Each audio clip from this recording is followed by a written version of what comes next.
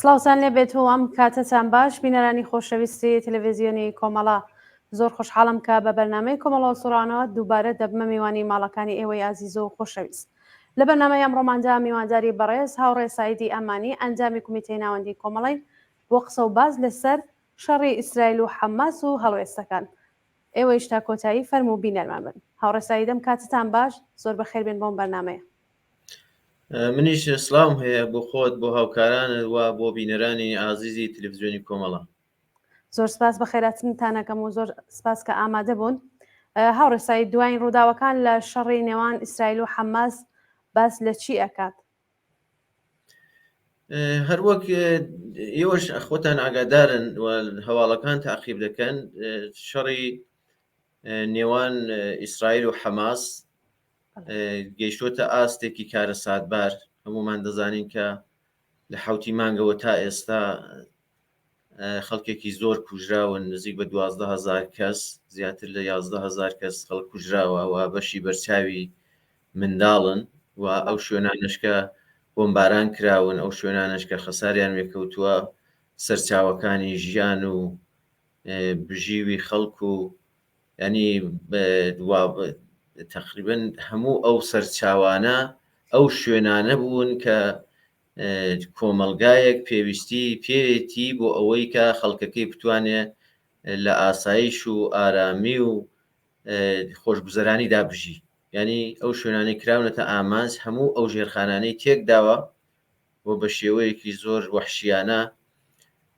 بۆمبارانی ئەو ناوچەیە کراوە و ئەو خەڵکە کوژراوە دیارە باسی ئەوە دەکرێت کە ئەم شەڕایە ئەم هێرشە وەحشیانەی ئێستا لەلایەن ئیسرائیلەوە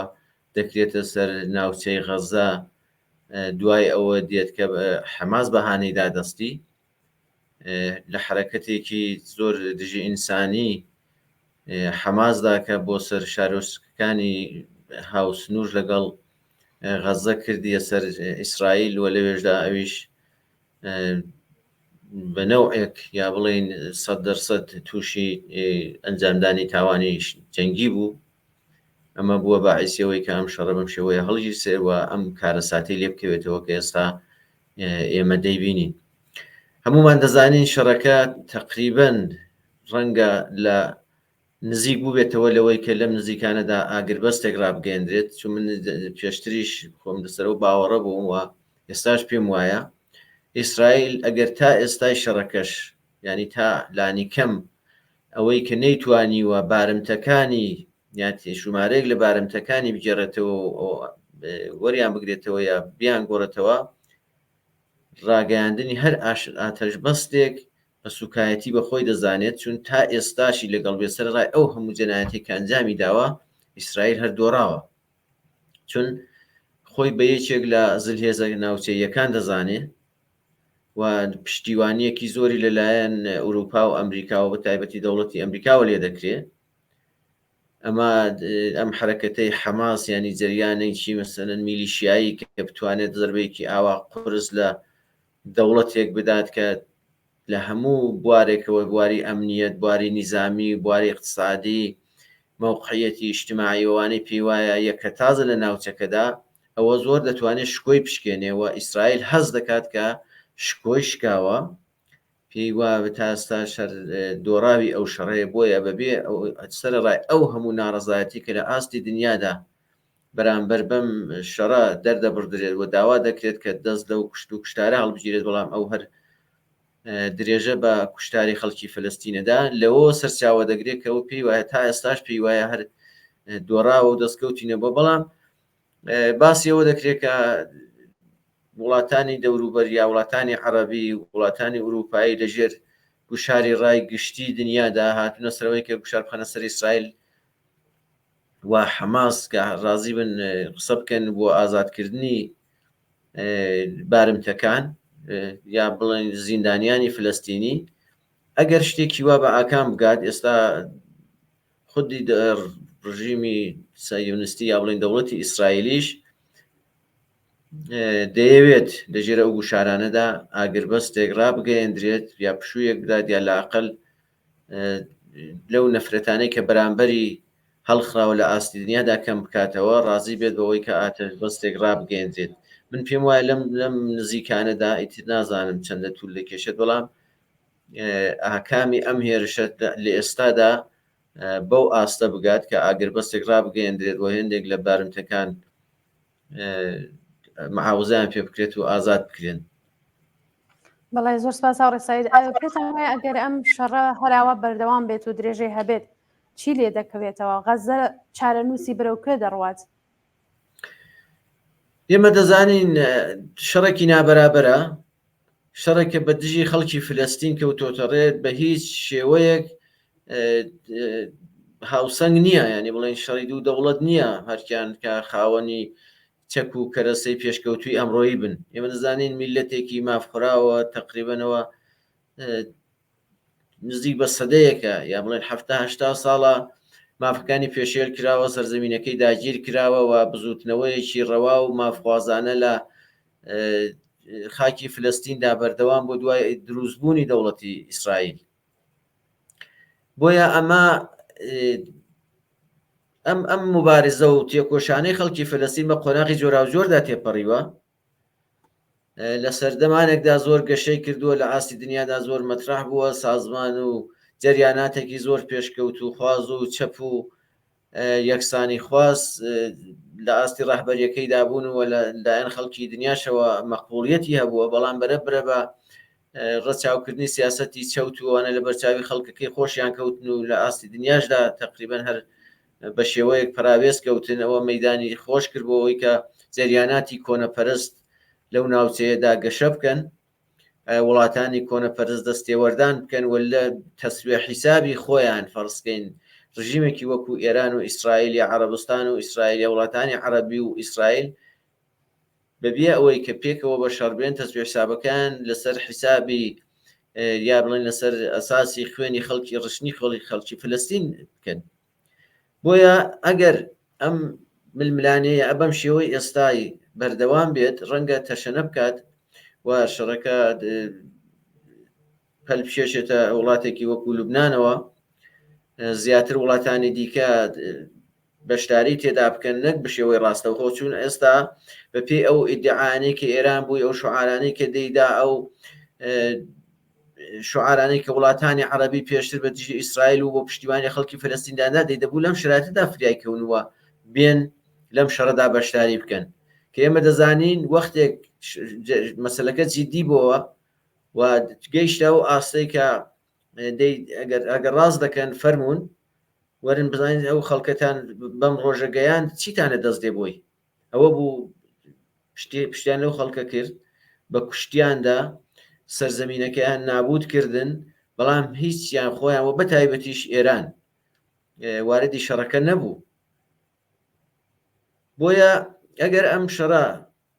بەم شێوەی ئێستای درێژەی پێ بدەیت، هەمووی ئاسەوارە وێرانگەرەکەی خراپەکە بەسەر خەڵکی فلەستیندا دەشکێتەوە. بەڵام بە دڵنیاییەوە ڕەنگە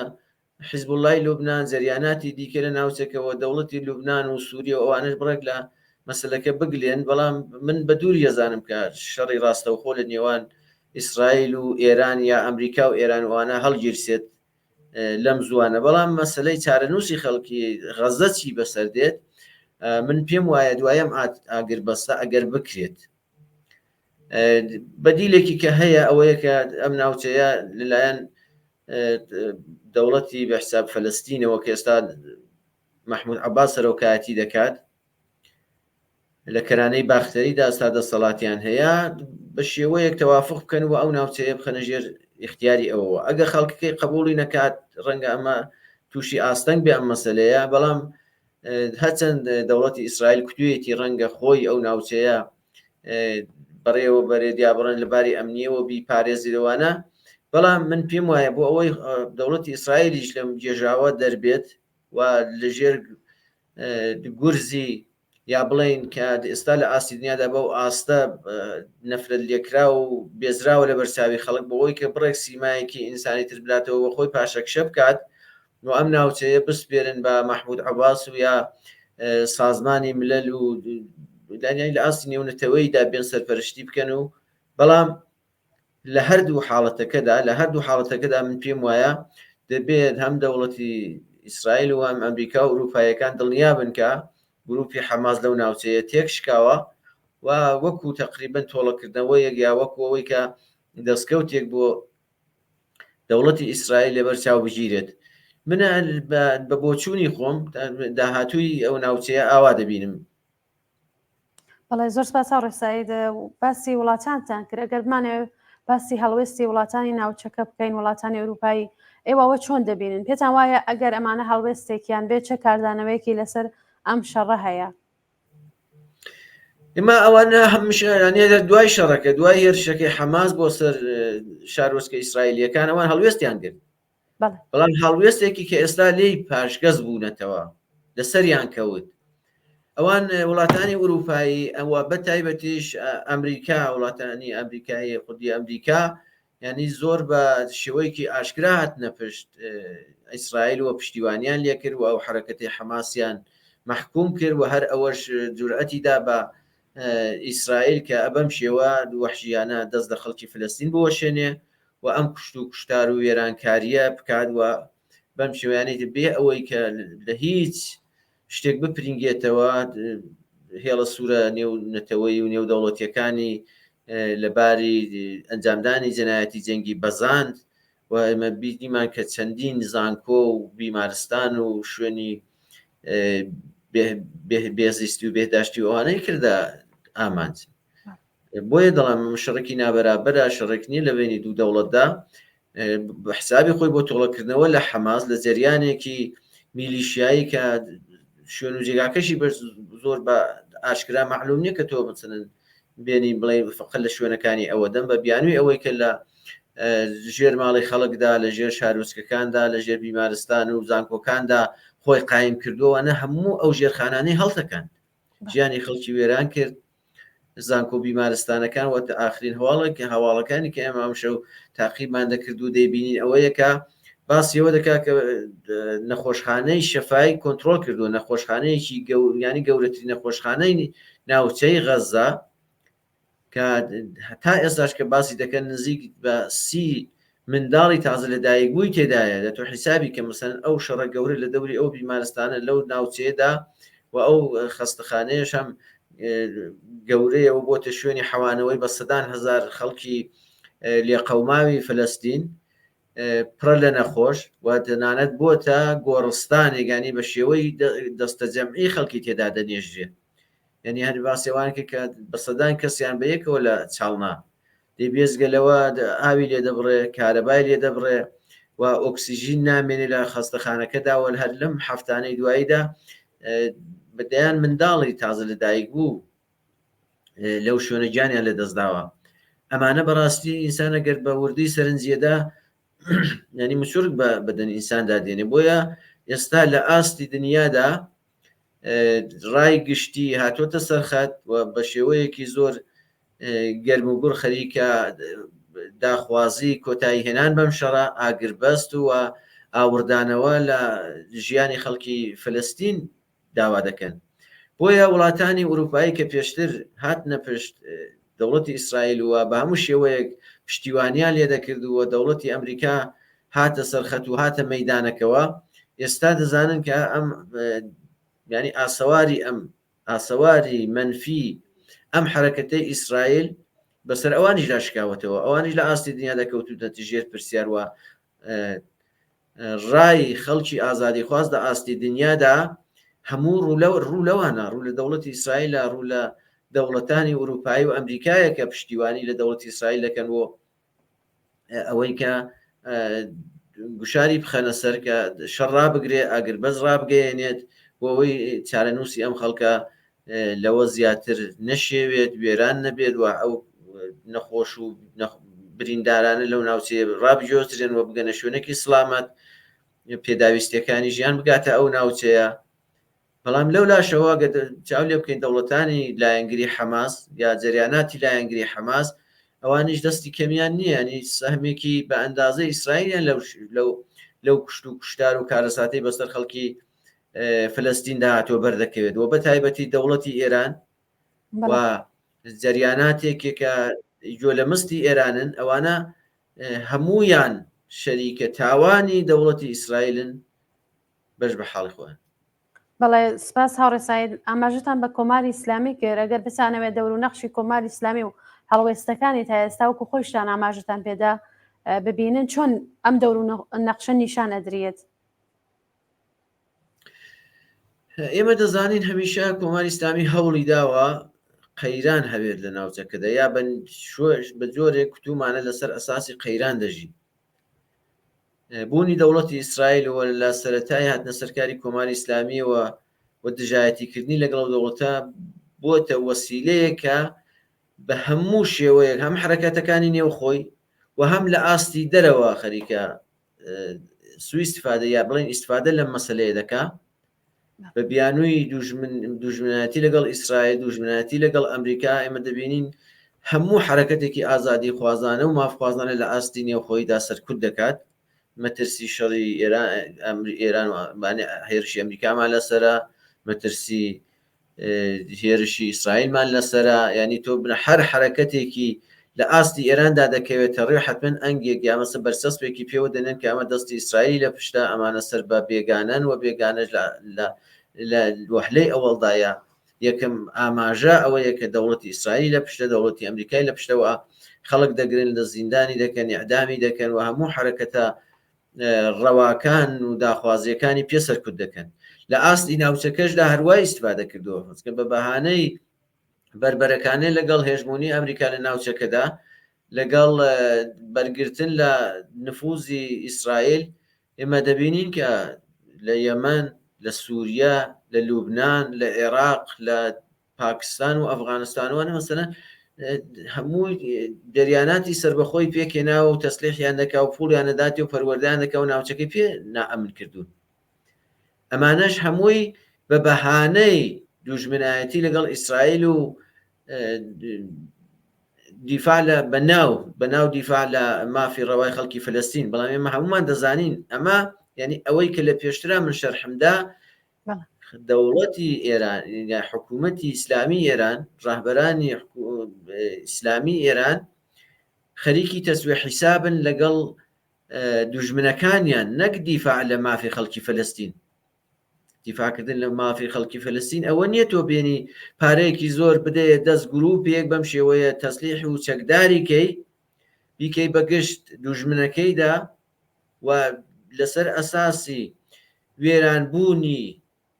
ژێرخانی ژیانی خەڵکی فلەستین و نێویشی بنەی دیفاع لە خەڵکی فلەستین. خەڵکێکی کە 70 ساڵ ئازار دەسێژێ ئاوارەیە بە تەواوی وڵاتانی ناوچەکە و جیهاندا. دیفاعکردن لەو میلەتە ئەوەیە کە تۆ دەوڵەتێکی بۆ دروست بکەی، شوێنێکی ژیانی بۆ دروست بکەی کە پڕ بێت لە ڕیفاه و ئاسایش و ئەمنیەت. ئەگەر لەو دەزەمینانەوە تۆ بتوانانی کۆمەکی بکەی دەتوانین بڵێن دیفاع لە مافی خەڵکی فلەستین دەکەی. بەڵام تۆ دێنی جریانێکی کۆنەپەرستی خراپتر لە ئیسرائیل تەسلیح دەکەی و بەم شێوەیە هانی دەدەیکە بەگەشت ئیسرائیل دابچێەوە ئەم کارە ساتە بەسەر خەڵک بێنێ. بە باوەڕی من ئەمە دوژمنایەتی لەگەڵ مافڕەوەکانی خەڵکی فلەستینە، نەک دیفاعکردن لەو خەڵکە. بۆیە ئەوەی کە لە قسەکانی یا لە هەڵوێستی دەوڵەتی ئێراندا دەیبینین زۆر ڕیاکارانەیە، زۆر ناڕاستە و بەنیسبەت وڵاتانی عەرەبیش کە دیفاع لە قەزیەی فلەستین دەکەنەوە هەر بەم شێوەیە. و لە ماوەیەشدا کە دەوڵەتی ئیسرائیل تا ڕادەیەک توانی بووی وڵات بارودۆخەکە یا بڵێن پەیوەندیەکانی لەگەڵ دەوڵەتانی نەیاری عەرەبی ینی نەیاری خۆی لە وڵاتانی عەرەبیدا ئاسایی بکاتەوە، ئەمە بوو بەوەی کە ئێران ترسی لێ بنیشێت و گوشارەکان بۆ سەر ئەو زیاتر بن. هەم لە دەولاوە هەوڵیدا کە ئەم کارە ڕابگرێت بەر بەوە بگرێت کە دەوڵەتانی ئیسرائیل و عەرەبستان و وڵاتانی دیکەی خەلیجی فارس پەیوەندیەکانیان ئاسایی بکەنەوە و هەم لەو لاشەوە ئەم کێشەی هەڵگیرسان کە کێشە بۆ دەوڵەتی ئەمریکاوانە دروست بکات. بەڵام لە ئەساسیشدا ئەمە خۆی یارمەتیدەرێک بوو بۆ دیسان هێژمونی پەیداکردنەوەی ئەمریکا. ساڵانێک بوو کە هێژمونی ئەمریکا لە ناوچەکەدا لە ماناوچەی خاوەرمیانە یا ڕۆژهەڵاتی نێوەڕاست کەمی کرد بوو و نفوزی چین و رووسیە و ئەوانە بەرەو زیادبوون دەچووە بە تایبەتی چین، بەڵام ئەمە بەهانەی دادەزەوەی کە دەوڵەتی ئەمریکا بەبیانووی شەڕی حەماس و ئیسرائیل یا بڵێن هێرشی ئیسرائیل بۆ سەر غەزە و کێشەی فلەستین هاتەوە ناوچەکە و ئینسان دەتوانێت بڵێ بەڕاستی دەوڵەتی ینی حکوومەتی ئیسلامی ئێرانیش لە خەریکە لە بەرژەوەندی ئەمریکادا هەنگاو هەڵدێنێتەوە بە دژی خواست و ویستی خەڵکی ناوچەکە. مە لە بیرمان نەچێ ئێستا لە خودی کوردستانی ڕۆژهەڵات ڕۆژاوە یا بڵێن کوردستانی سووریە چی ڕووەدا لە ژێر سایە شەڕی غەزەدا دەوڵەتی ڕەگەزپەرستی تورکیا دەستی کراوەتەوە بە هەموو شێوەیەگە و ناوچەیە بۆمباران دەکات و ئەو جەنایەتانەی کە لەوێ ئەنجامە درێت ڕەنگە کەمتر بێت لەباری ژمارەوە لەوەی کە لە غەزە ڕوویدا، بەڵام لە ئاستی ئەنجامدانی تاوانەکاندا هاوشێوەن و وەک یەکن وا دەبێ بە شێوەیەکی جدی دژایەتی بکرێ و لە قاو بدرێت. دەوڵەتی ئێران لە سووریەش خەریکە کێشە بۆ دەسەڵاتدارێتی ئەو ناوچەیە دروست دەکات، بۆیە بە هەموو شێوەیەک بە دژی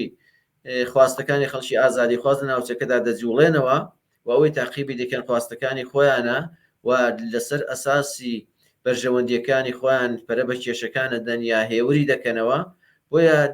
ئەرکی ئێمە یا بڵێن هەموو خەڵکی ئازادی خوازەکە ئەمانە لە قاو بدات وە بۆ خەڵکی ڕوون بکاتەوە ئەم کێشان ئەمانە هیچی دیفاع لە خەڵکی فلەستین نییە، بەڵکە ئەوەی کردیان تاوانێک بوو بە هەردوو لە هەم ئوروپاییەکان ئەمریکا ئیسرائیل و وڵاتانی تەنانەت عەرەبی و ئێرانیش بە دژی خەڵکی فلەستین و بە پێچەوانەی خواستەکانیان و بە دژایەتی لەگەڵ داخوازی ڕەوەکانی خەڵکی فلەستین. بەرحاڵ هیوادانی لە داهاتوودا حەدیقە لەمە بوو بێتە باعثەوەی کە ڕای گشتی خەڵکی دنیا گوشار بخاتە سەر ئەم بەرە ناکۆکانە و بە قازانجی خەڵکی فلەستین بڕیارێک بدرێت. بەڵێ زۆر سپاس و ڕێساید ئاماژەیشتان پێکرێت بەد خۆتان باسی جەریانەتی ئیسلامیتان کرد. ئەگەر چاوی لێکەی هەڵوێستی جەریانەتی ئیسلامی زۆر شەرمێوەنانە و فێڵبازانە بووە، تەنانەت لایەنگرانی خۆشیان بەمەیان زانیوە. هۆکاری ئەم هەڵوێستانە چییە بەڕایەوە؟ ئێمە دەزانین ئەم جەریاناتە جەریانەتی سەربەخۆ نین و بەشی زۆری ئەوانە کە دژایەتی ئیسرائیلەکان جەریاناتێکن بە سونی و بە شیعەوە سەر بە ئێرانن. مثلەن ئەگەر باسی حوسیەکانی یەمەن بکەین بڵێن شیعان، ئەگەر حیزبوڵای لوبنان باس بکەین بڵێن شیعان، ئەگەر جەریاناتێکی دیکە لە سووریا پێک هاتوون ئەمانە هەمووی لەلایەن ئێرانەوە پشتیوانی دەکرێن ئەمانە شیعان، بەڵام خودی حەماس سونیە، جریانێکی سونیە کە لە هەموو لانی بە هەموو شێوەیەک لە پشتیوانی ئێران بەرخوردارە. بۆیە مەسەلەکە ئەوەیە ئەوەی کە ئێران پێیان بڵێ ئەوان ئەوە دەکەن، یعنی تەنانەت ئەگەر خۆیان خاوەنی هەڵوێز نین، خاوەنی بیرکردنەوە نین، دەیجاخۆ لە ڕاستای بەرژەوەندی خەڵکەکانی خۆشیاندا پێک نهاتوون. ئەمانە جەریاناتی بەکرێگیراوی سەر بە وڵاتانی دەرەوەن وەکو تورکیا وەکو ئێران و هەر بە تەوسیەوانیش دەجوڵێنەوە. بۆیە ئەگەر دەوڵەتی ئێران بە هیچ شێوەیەگانی پەلکێشیشی دەکە ناچێتە نێو ئەو شەڕەوە، تەسیری لەسەر ئەو جەریاناتە هەیە. حیزبوڵاژەکە جارجار موشێکی داهاوێت بۆ خاکی ئیسرائیل بۆیە عریزە بەتاڵ نەبێ، بۆ ئەوەیە کە بڵێن ئەو خەریکە جوڵێکەوە بە شێوەیە پشتیوانی دەکات. حەسەن نەسڕوڵڵا ئەو هەموو خەڵک چاوەڕێ بۆ وەختێک دێ قسە دەکات بزانین چۆن پشتیوانی خەڵکی فەلەستین دەکات. باسیەوەی کردکەلان لەو ڕۆژەوە کە هێرش کراوەتە سەر غەزە ئێمە لە شەڕ داین، ئێمە پشتیوانی لەو حرەکەتە دەکەین. یا دەوڵەتی ئێران مەسەلەن ڕاهبەرانی کۆماری ئیسلامی لە خامنەیەوە بیگرێت تا خوارێ خودی خامنەی دەست و بازووی ئەو هێزانەی ماز دەکرد، دیتۆکەوە هەموو شانازیان پێوە دەکەی بۆ پشتیانتیەکەی بووە شەرمینانە ئێستا داکۆچیان لێ دەکەی. وێ بەڕاستی مەسلەکە ئەوەیە هەڵوێستی ئەم جەریاناتە دەخۆ حوسیەکانی بڕێک بە خۆکەوتن پێیان وا بوو مەسلەکە جیدیە و ڕەنگە ئێرانی شتێەوە جیوانە یا چەند موشێکێکیان ناویش، بەڵام ئێستا دەبینین کە دەوڵەتی ئێران یا حکوومەتی ئیسلامی ئێران و ئەو وڵاتانەی کە پشتیوانیان دەکەن خۆیان خوازیاری ئەوە نین کە بچنە و ئەو شەڕەوات ئەوانیش چی بڵێن بەغێرەزەوە بۆ هەموو کەس دەرکەوتووە کە ئەمانە پشتیوانیەکی ناڕاستە دووڕوویەکی ئاشکرایە و لەسەر ئەساسی ڕشتنی خوێنی خەڵکی فەلەستین ئەمانە خەریکن درێژە بە ژیان ومانەوەی خوا نەدەن بۆ ئەوە نییە بڵێ ئەوە مەسەن وەختی خەڵکێکی ئاوە مەزلوم بەم شێوەیە کەوتۆتە بەر هێرشی دەوڵەتێکی جەنایەتکاری وەکو ئیسرائیل دیکوا پشتیوانیەکانیان کوا ئەو هەموو خەڵکە بە ملیۆنەی کە دەیان کردنیان و نووسیان کردن و بیان نێرن بۆ شەڕی غەزا. من خۆم شخصەن هیوادارم ئەم شەڕە هەرچی زووتر کۆتایی پێبێت، بەڵام ئەمانە کە ئەو خەڵکیان هاندایە ئەو جەریاناتی کۆنەپەرستیان هانداوە حدێقل ئەگە بۆ ڕاستگۆیی خۆشیان وایە دەبوو حرەکەتێکیان کردایە دەبوو ئەقدامێکیان کردایە، بەڵام دەبێ بەبەر چاوی خەڵکی دنیاوە یا ئەوم بۆ خەڵکی دنیا ڕوون بێ کە ئەمانە جەریاناتێکی ناڕاستن درۆزنن لەسەر ئەساسی بەرژەوەندەکانی خوان دەجوڵێنەوە و ئەوەی بەلایەنەوە گرنگ نەبێ مافی خەڵکیە و بە تایبەتیش خەڵکی فلەستین. ئەمانە جەریاناتێکن سەر بە ڕژیمی ئێران و جەریاناتی کە ئێستا خوان دوورە پەرێز گرتووەوە تەنیا قسە دەکەن بۆی ئەوانش هەڵوێستەکانیان شێرمێونانە بەم شێوەیە. بەڵێ زۆر سپاس هاوڕێ ساید. بزوتنەوەی جیهانی دژی شەڕ زۆر بەهێزە، دژی ئەم شەڕە وەستاون و کوشتاری ژنان و منداڵان مەحکوم ئەکات. گرنگی بوونی ئەم بزوتنەوەیە چییە؟ تا چەندە دەتوانێت بەڕای ئێوە کارساز بێت لەسەر کۆتایی هاتنی ئەم شەڕە؟ مەسلەی ئەساسی کە ئێمەمانان و بە تایبەتی هەموو خەڵکی پێشکەوتن خواز و ئاشتی خواز و یەکسانی خواز لە ئاستی دنیا دەدەیەوێت ئەمە ئەوەیە کە بەڕاستی ئەم حرەکەتە هەرچی زیاتر گەورە و بەرین بێتەوە. دەبێت لە بەرامبەر ئەم دوو بەرەیەدا بەرەیەکی سێهەم کە ئاشتی خوازە، مافخوازە، یەکسانی خوازە، دژی هەموو پێشێلکاریە کە لە ئاستی دنیادا دەبێت شکڵ بگرێت و بە تایبەتیش بۆ کۆتایی هێنان بۆ بەم شەڕا دەبێت گوشار بخرێتە سەر وڵاتانی ئەوروپایی، ئەمریکا، ئیسرائیل و لە عینی حاڵیشدا هەڵوێستە دژی ئینسانیەکانی جەریاناتی ئیسلامی و دەوڵەتی کۆماری ئیسلامی لە قاو بدرێت. بەڵام دەبێت لەسەر ئەساسی دیفاع لە خەڵکی فەلەستین ئەم حرەکەتە بکەوێتە ڕێ و گوشارەکان بگاتە ئاستێک کە وەزعیەتی خەڵکی فەلەستین لەم قۆناغەدا کە بەم شێوەیە کارەساتی بەسەرداهات حدیقل ببێتە بیانوێک بۆ یەکلاکردنەوەی چارە نووسی خەڵکی فەلەستین. ئێستا دەوڵەتێکی سەربەخۆی بۆ پێک دێ ئەم خەڵکە ئاوارەیە بە هەر شێوەیەک بێ بژێڕێنەوە سەر زێدی خۆیان سەر خاکی خۆیان وە بە شێوەیەکی ڕسمی لە ئاستی نێونەتەوەیدا بەڕسمی بناسرێت کە مافی خۆیانە مافی ئەویان هەیە کە چارەی خۆیان دیاری بکەن وڵاتەکان چۆن بەڕێوە دەبن بەبێ ئەوەی کە زەختی ئیسرائیلیان لەسەر بێت دەستی وڵاتانی ئیسلامیان لەسەر بێت و دەستی جەریاناتی کۆنەپەرستی وەکو حەماس و حیزب الله و جەریاناتی دیکەی تێکدەر لە ژیان و خەباتی خەڵکی فلەستیندا لەسەریان کورت بکرێتەوە زۆر گرینگە. ینی ئەم حرەکەتە تەنیا ئومێدە کە ئینسان شکی دەبات لەم جەریاناتدا ینی ئەلەم ڕۆژانەدا سەرڕای ئەو کارە ساتێک کە بەسەر خەڵکی فلەستین هاتووە لەم شەڕەدا ڕووەدا نقطە ئومیدێکی کە هەیە ئەم حرەکەتێکە لە ئاستی دنیادا کەوتوتە ڕێ بۆیە دەبێ هەوڵ بدرێت هەرچی زیاتر بەرین بکرێتەوە بۆ ئەوەی بتوانێت قرس و قایم کاریگەری لەسەر بڕیارەکانی دەوڵەتانی ئوروپایی و ئەمریکا و ئیسرائیل و وڵاتانی نەیاری ئیسرائیل کە ئێستا دەستیان هەیە لە پەرەدان بەم شەڕدا هەبێت و پشتیوانی لە خەڵکی فلەستین بکەن داواکاری ئەوە بنکە پێداویستی سەرەتاییەکان بە خەڵکی ناوچەکە بگات بە برینداران بگات ئەم شەڕە هەرچی زووتریانی هەر دقیقەیەک دیکە توول نەکێشێت ئەم شەڕە کۆتایی پێبێت بۆ ئەوەی ئەو خەڵکە لەو نەهامەتیە نەجاتیان بێت و داوا لە دەوڵەتی ئیسرائیل بکەن کە بکشێتەوە ناوچەکە بدێتەوە بە خەڵکی فلەستین و بە هەموو شێوەیەکیش من دەڵم دەبێت حتمما گارانتی بکرێت کە جەریاناتی وەکو حەماس لە ناوچەکەدا نەمێنن، نابێ حزوریان هەبێ، نابێ شانازی بەوە بکەن کە لەسەر ئەساسی خوێنی خەڵکی فلەستین ئەوان توانیان ئاتەش بەس بەسەر دەوڵەتی ئیسرائیلدا بسەپێنن پاشەکشەی پێ بکەن. ینی ئەم شانازیە نابێ نەسیبی ئەم جەریاتە کۆنە پەرستانە بێت، دەبێ ئەم شانازیە نەسیبی ڕای ئازادی خوازانە و مافخوازانە و ژیان دۆستانەی خەڵکی دنیا بێت کە ئێستا لە ئاسی دنیادا کەوتۆتە ڕێ. بۆیە دەبێت ئەم حرەکەتە بە شێوەیەک بێت کە ئەگەر ئاتەش بەسێک ڕووەدا، ئەگەر قەرارە دەوڵەتی ئیسرائیل بکشێتەوە، خەڵکی فلەستین تێیدا قازانج بکەن، نەک جەریاناتی کۆنەپەرست و دژی یەک لەو کێشەیەدا. بەڵێ سپاس ڕێساییت هەر وەکو خۆیش دانەزانن لە دەستپێکی ئەم شەڕەوە کۆمەڵە هەڵوێستی بوو. هەڵوێستی کۆمەڵە چی بوو و تا چەندە ئەم هەڵوێستە ئێوە بە گونجاو دەزانن؟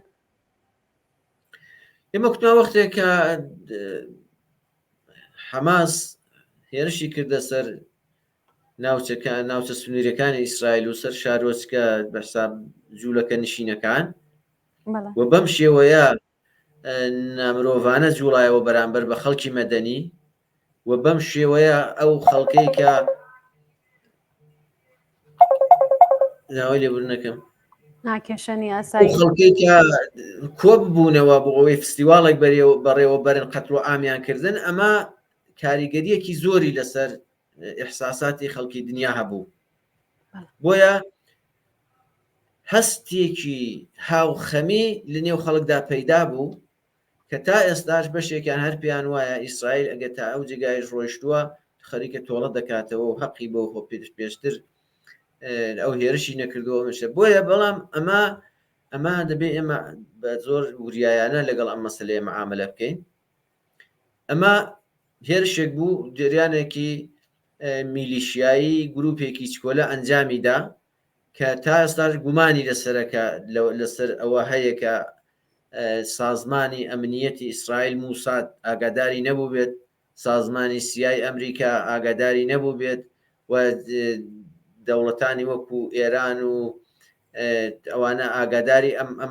ئەم مەسلەیە نەبوو بێتن. بۆیە ئەمە هێرشێکی کرد، جەنایەتی تێدا ئەنجامدا، جەنایەتی جەنگی تێدا ئەنجامدا، بەڵام ئەوە پاساودەری ئەو هێرشە وەحشیانەی ئیسرائیل نییە بۆ سەر خەڵکی فەلەستین، بۆ سەر خەڵکی ناوچەی غەزا. لە بەرامبەر فەرزکەین 500 کەس کوژرا و دادوسە بە هەر شێوەیە کوژرا بێتن کەم پێم وایە جەنایەتی جەنگی تێدا ڕوویداوە، نابێ بەرابەرەکەش ئێمە بەڕەوای بزانین کە بەم شێوەیە هێرش بکات و ئەویش خراپتر هێڵە سوورە نەتەوەیەکان ببەزێنێ بە نیسبەت شەڕێکی کە هەڵدەگیرسێت و جەنایەتی جەنگی ئەنجام بدات. بۆیە ئێمە هەردوو حرەکەتەکە مەحکوومەکەین، هەم ئەوەی حەماس کردی، هەم ئەوەی ئیسرائیل و زۆر بەتوندی چون بۆیە دەڵێمان لەسەر ئەساسی ئەمە هیچ لە بەرژەوەندی خەڵکی فلەستیندا نەبوو، بەڵام هەموو ئەو جریانە دەرگیرانەی لە ناوچەکەدا ناکۆکن بە وڵاتانی ئوروپای و ئەمریکا و ئێران و ئیسرائیلیشەوە دەستیان هەبووە لە خوڵقاندنی ئەم جەنایەتەدا، بەشدارن لەم جەنایەتی کە بەرامبەر بە خەڵکی فلەستین دەکرێت. بۆیە ئێمە دەبێت هەردوو بەرەکە مەحکوم بکەین و بە تایبەتیش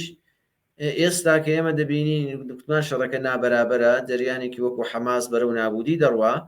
دەبێت گوشار بخرێتە سەر دەوڵەتی ئیسرائیل، دەبێت جەنایەتەکانی بە شێوەیەکی زۆر تند و ئاشکرا مەحکوم کرێت بۆ ئەوەی جارێکی دیکە لە ئاستی دنیادا بە بیانوویەکی دیکە فەرسکەینە دوور نەڕۆین. دەوڵەتی تورکیا ئیجازە بەخۆی نەداعینی ئەو سناریۆیە لە ڕۆژاوای کوردستان تێکرار بکاتەوە، ینی بڵێن نزیکترین شت کە نمونە یا بڵێن ئەگەر کە هەیە مەسەن شتی ئاوا ڕوودا. بۆیە دەبێت ئەم حرەکەتە بە تەواوەتی مەحکوم بکرێت و کارێک کرێت کە هیچ دەوڵەتێک جورئەت نەکات بەم شێوەیە بە دژی خەڵکێکی بێدیفاع بە دژی خەڵکێکی مافخواست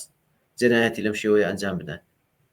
بەڵێ هاوڕێ ساعید زۆر سپاس. من پرسیارەکانم کۆتایی هات، ئەگەر خۆتان پێتان وایە شتێکەیە کە ئاماژەتان پێ نەکرۆ گرینگە فەرموو. ئێمە باسی هەڵوێستی کۆمەڵەمان کرد، کوتمان کۆمەڵە لەم ماوەیەدا ینی بەم شێوە هەڵوێستی کرد، هەم حرەکەتەکەی حەماسی مەحکوم کرد و هەم زۆر بەتوندی بە دژی ئیقداماتێکی کە دەوڵەتی ئیسرائیل کردی هەڵوێستی کرد، بەڵام لەسەر ئەساسی دیفاع لە بزوتنەوەی ڕەوای خەڵکی فلەستین. ئێمە دەزانین ئەم بزوتنەوەیە دەیەهایەکی ینی 70-80 ساڵە بەردەوامە بە ئاکام نەگەیشتووە. ئەم حرەکەتانش کە تێدا ڕووەدا سەرهەڵدانی جەریاناتی کۆنەپەرست هیچ لە ڕەوایەتی ئەو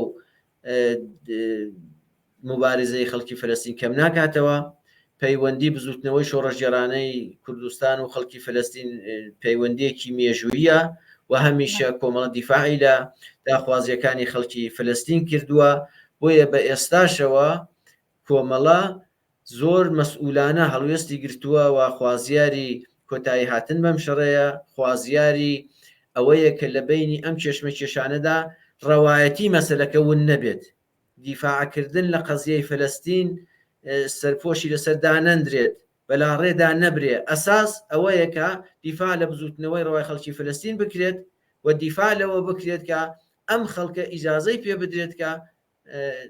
تاعینی چارەنووسی خۆی دیاری بکات و خۆی تاعینی بکات. ئەمە هەڵوێستی کۆمەڵەیە تا ئێستا کە هیوادارم هەڵسوڕاوانی کۆمەڵە لە ناوەوە بە تعقیبکردنی سیاسەتەکانی کۆمەڵە هەڵوێستەکانی کۆمەڵە مەوزع بگرن و خەریکی ڕۆشنگەری بن لە نێو کۆمەلگای کوردستاندا بۆ ئەوەی کە بەڕوونی ینی بەڕوونی بە خەڵک بڵێن کە هەڵوێستی کۆمەڵە چییە، چۆن دەڕوانێتە ئەم شەڕە لە رابطە لەگەڵ مەسلەی فلەستیندا، چۆن قەزاوت دەکا حرەکەتەکەی حەماس چۆن دەبینێ و هێرشی جەنایەتکارانەی ئیسرائیل. شاید هێندێک کەس دەڵێن مەوزعەکان توندنیەوە تەنانەت زۆرتر هێرش دەکەنە سەر ئیسرائیل و یا بەرەی ئیسرائیل بۆ حرەکەتە لە حاڵێکدا کەسێک ئەنجامیداوە. بۆ ئێمە دەڵێن ئەم دوو حرەکەت هەرکیان جەنایەتکارانە بوون و درێژەدانی لەلایەن دەوڵەتی ئیسرائیلەوە دەبێت بە شدەت محکوم بکرێمە ڕۆژانە کە قسە دەستەرەوە مەسەلە دەکەین خوازیاری ئەوەین کە شەڕە کۆتایی پێبێت و لەو بینەدا قەزیە ئەسلێکە کە مافی خەڵکی فەلەستینە دیزە بە دەرخۆنە نەکرێ و گوم نەبێت. بەڵێ هاوڕێ سەعید زۆر سپاس بۆ ئامادەبوونتان لە بەرنامەی کۆمەڵە ئەسوڕانی ئەم هەفتەمان.